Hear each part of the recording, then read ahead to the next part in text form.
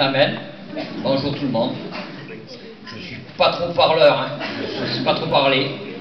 Bon, Dieu va m'accompagner. Amen. Je dis déjà merci à ma famille qui est venue un peu de loin, mes cousins, qui m'ont fait vraiment un boum dans le cœur. Amen, Seigneur. Il y a mon frère qui est au bout. Amen. Il est un peu loin là-bas. Il me fait un grand plaisir. Et à mon neveu, Amen, Seigneur. à tous mes beaux-frères, mes belles-sœurs, toute ma famille, quoi. Et vous êtes tous mes frères et mes sœurs. La famille, elle s'agrandit de plus en plus. C'est un gros coup dans mon cœur. Bon, ça fait 7-8 mois, je ne connaissais pas le Seigneur. Je voulais pas en écouter parler du Seigneur. Mais pas du tout. Et mon beau-frère Emilien, il a monté une église, s'est baptisé, il a monté une église. Je suis à ma femme, je dis qu'est-ce qu'il fait? Il monte une église, je vends le terrain, je m'en vais. Je dis qu'est-ce qu'il me fait là? Je ne veux plus au bord de lui. Alors après, ma femme elle dit attends, je dis non, je ne veux pas savoir. Moi je ne suis pas du même bord. Or, j'avais mon cœur, il n'était pas éclairé. Et un coup, bon, je traînais dans les bars, je buvais, je tombais sur les comptoirs. Mais grave, je ne voyais pas le mal que je faisais à mes petits. Grave, mes petits, des fois, je sortais, alors comme mon beau-frère qui avait monté cette église, je ne voulais plus rien savoir de personne.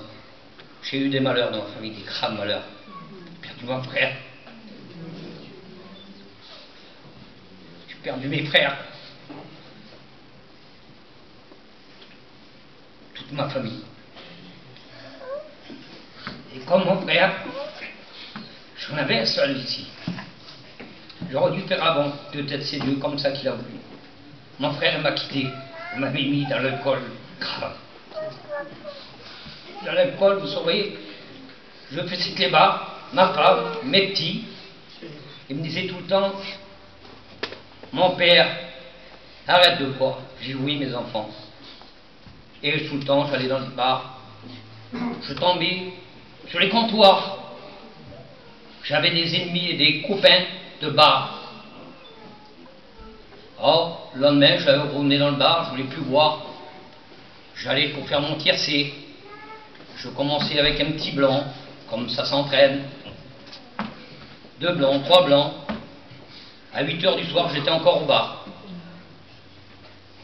Et j'ai dit, qu'est-ce que je fais là? Tout le temps pareil, la même vie, comme je venais. Mes petits, je les rendais pas malheureux. En les tapant, pas du tout. Mais vu comme que j'étais, le père que j'étais, pourtant j'étais un exemple, j'ai bien élevé mes petits, tout.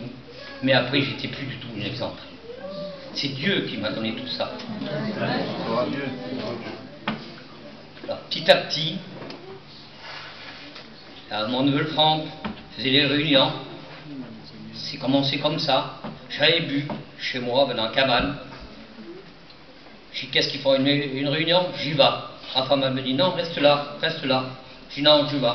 Je dis, qu'est-ce qu'ils ont mieux que moi? Je suis rentré dans la réunion, j'avais bu, je tombais tout partout. Personne ne m'a rien dit. Il me regardait, il me dit laisse le faire. Et après, je n'ai pas attendu la fin de la réunion, je suis sorti.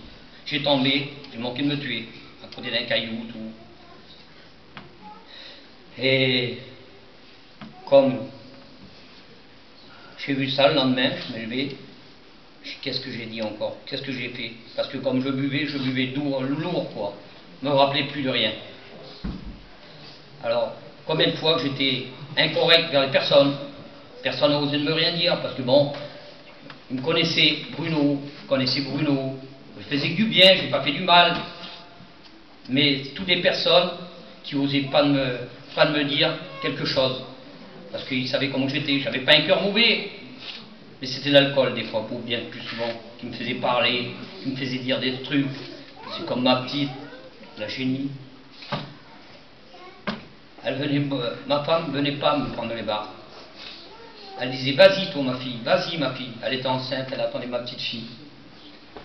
Ma petite, elle venait, Elle me dit, Opa, tu peux sortir du bar? Je dis non, mon père, s'il te plaît. Ils pleuraient tous. C'est ça, je les tapais pas, mais je leur faisais voir des vertes et des pas mûres. Grave, très grave. L'alcool, elle n'emmène rien.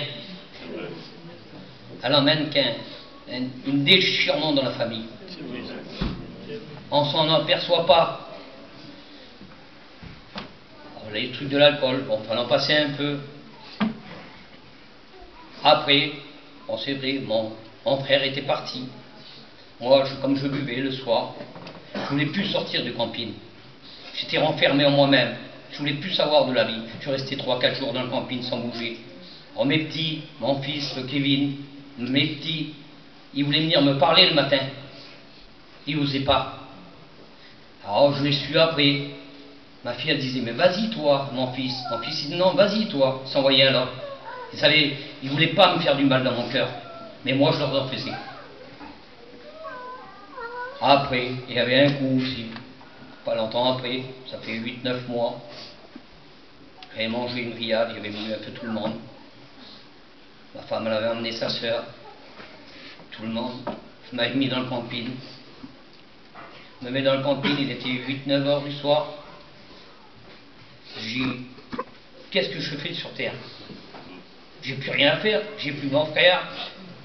J'ai un peu de la famille dans le Gard. J'allais voir souvent mes frères, ma soeur. Mais qu'est-ce que je fais sur terre? Rien de bon. Oh, j'ai dit, pourquoi que je vais vivre? Pourquoi que je vis? Bon, j'avais un revolver. Je l'ai mis dans le camping.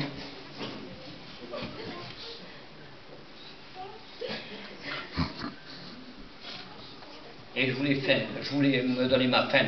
Je voulais plus vivre. Je prends le revolver, tout. Bon, je dis, tant pis maintenant, au point que j'en suis, je veux plus vivre.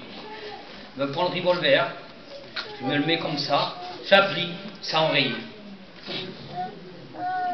Et en même temps, j'étais dans la chambre du camping, en même temps ma fille a passé. Le store du camping s'est levé.